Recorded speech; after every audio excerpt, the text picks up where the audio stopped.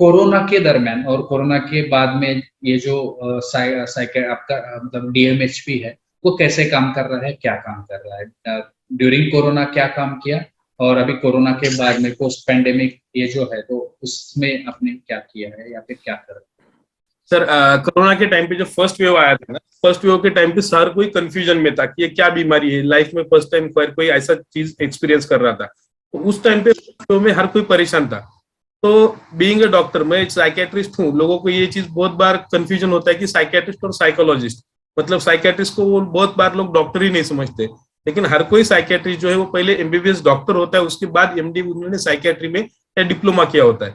तो हम पहले एमबीबीएस है, और कोरोना जब आया था तो पहले वो एमबीबीएस आदमी कोरोना बीमारी को बहुत अच्छे से समझ सकता था। तो लेकिन बीइंग समझ सकता था, लेकिन समझाने की जब बात आती है तो फिजिशियन लोग बहुत बिजी थे काम करने में, और बाकी सब डॉक्टर बिजी थे। साइकेट्रिस्ट को आईसीयू में काम करने का उसका एज सच उतना एक्सपीरियंस नहीं होता है। तो मुझे उस टाइम पे ऐसा लगा कि हम साइकेट्रिस्ट लोग जो है कम्युनिटी में जाके, सबसे पहली चीज हमारे जो फ्रंटलाइन वर्कर्स थे, फ्रंटलाइन वर्कर्स भी आदमी थे, उन लोगों को मन में भी डर था। तो उनको जाके कोरोना के बारे में कैसे खुद का बचाव करना है, उसका मैंने टैगलाइन दिया था कि मला कोरोना होईल का, माझ्यामुळे माझ्या घरच्यांना होईल का। मतलब मुझे कोरोना होगा क्या और मेरी वजह से मेरे घर वालों को होगा क्या, ये क्वेश्चन टैगलाइन करके मैंने उनका लेक्चर सीरीज लिया था। तो उनमें जाके मैंने उनको हर चीज का रैशनल एक्सप्लेनेशन बताया था। एक छोटा सा उदाहरण बताना चाहूंगा कि लोगों को क्या होता है कि साबुन से हाथ धोना जरूरी है। अगर लोगों को बोलेंगे साबुन से हाथ धोना जरूरी है, तो लोगों का मेंटेलिटी, हम पानी से क्यों नहीं धोंगे, हम दूसरे मतलब नमक से धोएंगे, हम नींबू से धोएंगे, साबुन से क्यों धोंगे।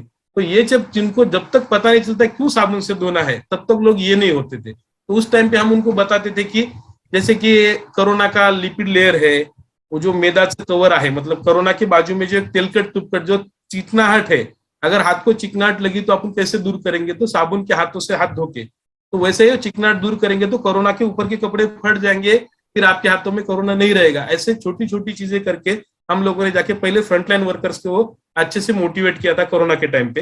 दूसरा, जब सेकंड वेव आया तो वार्ड के जो पेशेंट्स थे हमारे, तो वार्ड में जाने के लिए लोग डरते थे। बाकी लोग तो हाथ लगा के ट्रीटमेंट करते थे, हमको तो सिर्फ बात करके उनसे ये करना था, ताकि पीपीई किट था, सब था।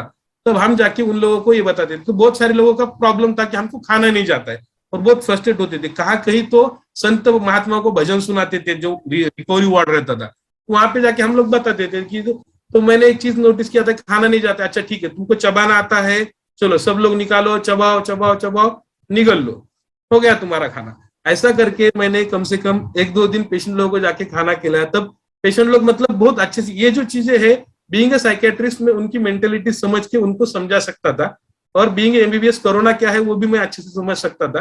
तो ऐसे काम हमने कोरोना में फर्स्ट वेव में किए। लेकिन सेकंड वेव में जब बहुत एकदम भारी भरकम भीड़ में पेशेंट बढ़ने लगे, तो लोगों को लगने लगा नहीं सर हमको समझाओ, हमारे घर पे ये है। तब हमने जाके क्या किया, रायगढ़ में केईएम हॉस्पिटल की एचओडी डॉक्टर पारकर मैडम, उनके मार्गदर्शन के अंतर्गत मैंने हमारे रायगढ़ में लगभग 250 ओल्ड एज जो सीनियर सिटीजन लोग हैं उनको सब इकट्ठा करके उनका एक हेल्पलाइन नंबर लिया था, और कलेक्टर ऑफिस से सबको डेली 10-10 लोगों का नंबर देके उनको फोन करके हम बताते थे।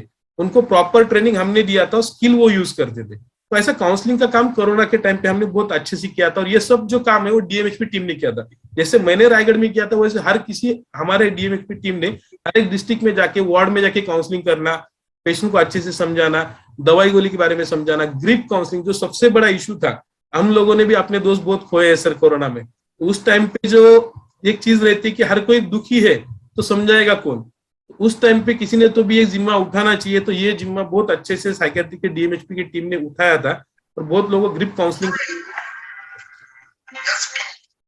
डेफिनेटली। और मुझे लगता है कि सेकेंड वेव में तो लोगों की बहुत जरूरत थी, क्योंकि हर एक घर में पेशेंट्स बढ़ रहे थे, विलेज तक वो पहुंच गया था, और विलेज तक पहुंचना बहुत जरूरी था। क्या है कि साइकेट्री की जो सर्विसेज है वो सिटी लेवल पे बहुत अच्छी है, लेकिन जब हम तहसील की बात करते हैं या फिर विलेज की बात करते हैं तो वहाँ पे ये सर्विसेज अवेलेबल नहीं है।